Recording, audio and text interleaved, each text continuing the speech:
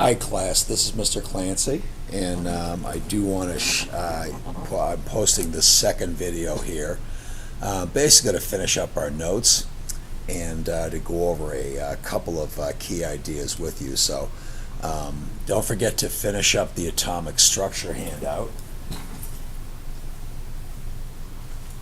All right. Looks something like this, you remember from the preceding video. Do your best to fill out this chart.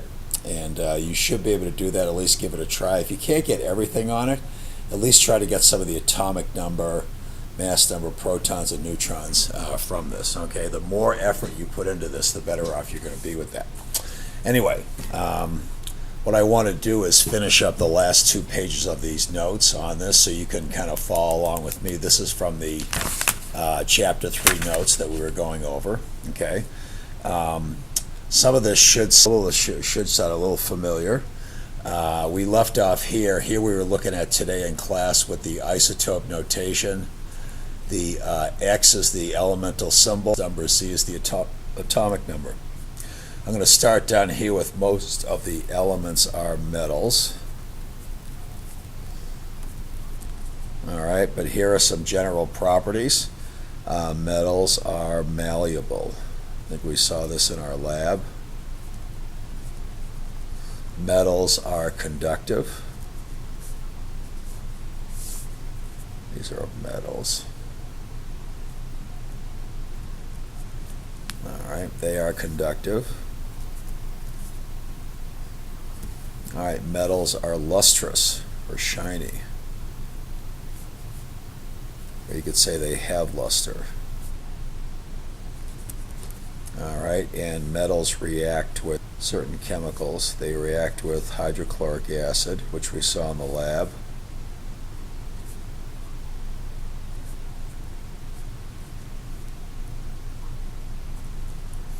Hydrochloric acid. And I'll put number 5 here. They react with copper 2 chloride. All right, this will be copper 2 chloride. All right, and later on we will get to the, we'll learn about nomenclature and all that later on in your, later on in this class. All right, now in terms of natural states of elements, we want to learn about the natures of common elements. Most matter around us is in fact not made up of pure elements. And this is because pure elements are highly reactive.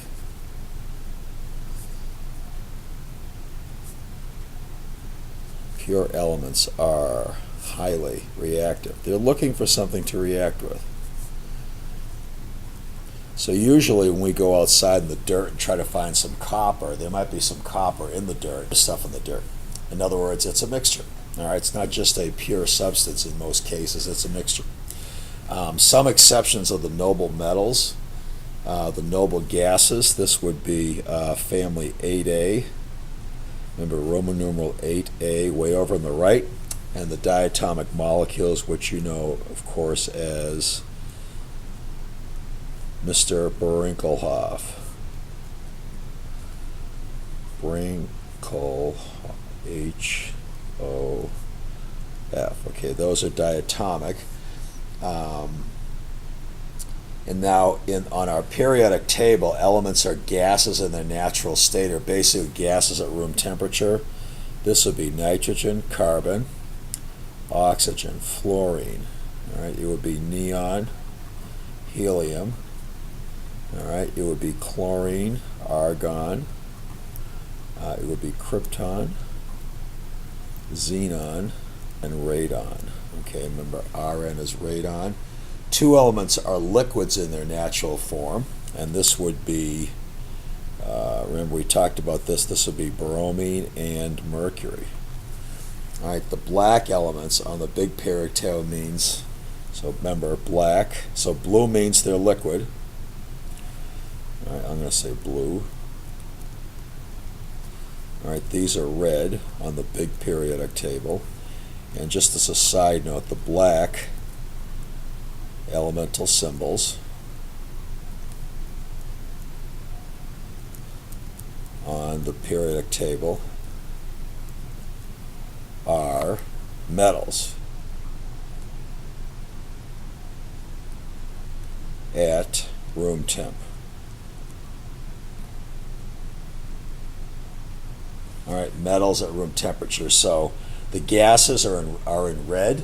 The elemental symbols on our periodic table on the wall they're red at room temperature. The liquids are blue at room temperature, just two, bromine and mercury. And the black ones, those are basically all the others, they would be solids at room temperature. All right, last page. Let's talk about ions. We started to talk about ions before.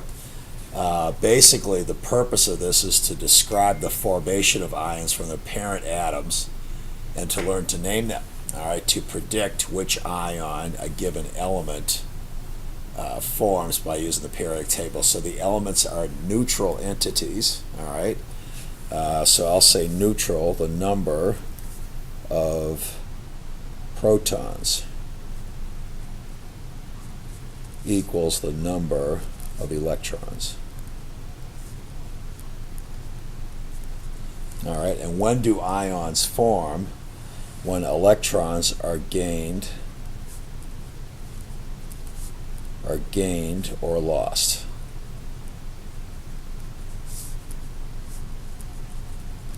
All right, so electrons, as an example, an element that's normally sodium, Na, and we'll say calcium for another one, and I'll say oxygen as a third. All right.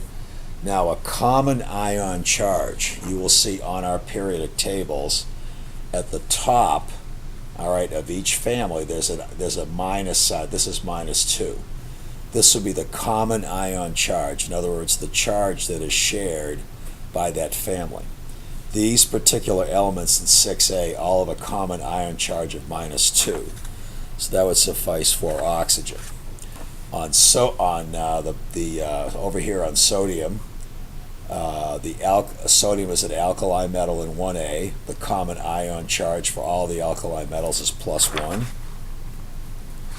All right, and for calcium is an alkaline earth metal, all right, which is 2A, and the common ion charge for these elements is +2.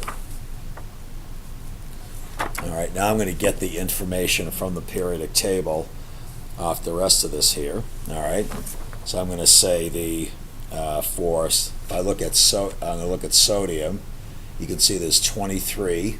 Remember that's the 22.99 is the atomic mass. I'm going to round that up to 23 for the mass number. 11 is the atomic number, the number of protons. So I basically have 11 protons.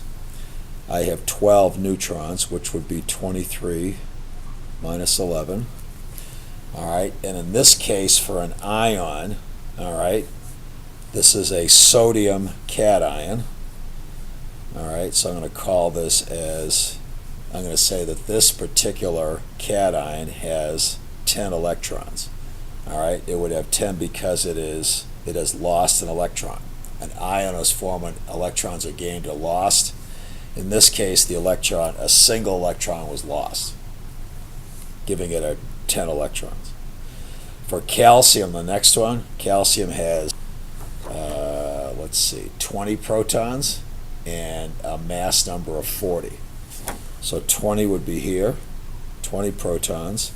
The neutrons will be 20 by virtue of the fact that 40 minus 20 gives me 20. All right.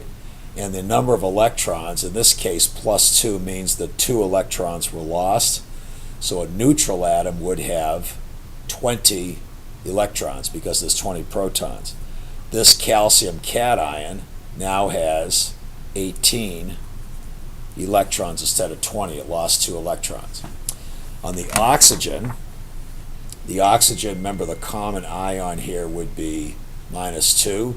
You can see 8 is the atomic number, 16 is the mass number. So I'm going to have 8 protons. There are also 8 neutrons by virtue of the fact that 16 as the mass number minus 8 gives me 8. All right. Now in this case, I have 8 electrons in a neutral atom because there are 8 protons. But this is not a neutral atom, this is an anion. So I actually gained 2 electrons. So the number of electrons in this negatively charged entity, or an anion, I should say, would be 8 plus 2, or 10. All right. And then remember, one key thing to remember is the electrons that change, not the protons. All right, so gaining electrons creates a negatively charged ion. This creates what's called an anion. All right, losing electrons, leaving a positively charged ion, creates a cation. All right, ions are never formed by changing the number of protons or neutrons.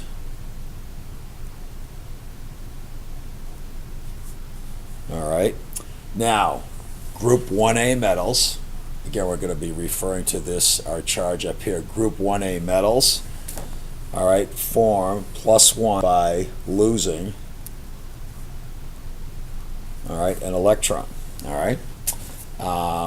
Group 2, right here, group 2 metals, this would be 2A, would actually form +2 ions by losing 2 electrons. Okay, by losing 2 electrons. Group 3A, this should be, I should say, this is 1A, this is 2A, this is 3A now. You got to go past, oops, A here. 3A is up here. This is 3A. We're going to pass over the transition metals. 3A is right here. These particular elements would actually form a +3 ion by losing 3 electrons. All right. Group 4, which is 4, all right, are somewhat unusual. They're between metal and non-metal. We'll get to that later. If you'll notice, on 4A, I don't have a charge up here. I'll explain why later on. There's sort of a tweener in between gaining electrons and losing electrons. All right, group 5A, VA, okay, Roman numerals, form -3 ions by gaining 3 electrons. They actually gain 3 electrons, all right, right here, -3, okay. The 6A are -2. So this would be 6A. Ions form -2, form -2 ions by gaining 2 electrons, all right. And group 7A, which are the halogens, form -1 ions by gaining an electron, all right. And really, the shape of the periodic table is based on the electrons. The electrons are where it's at in chemistry. It is the electrons that determine the reactive properties.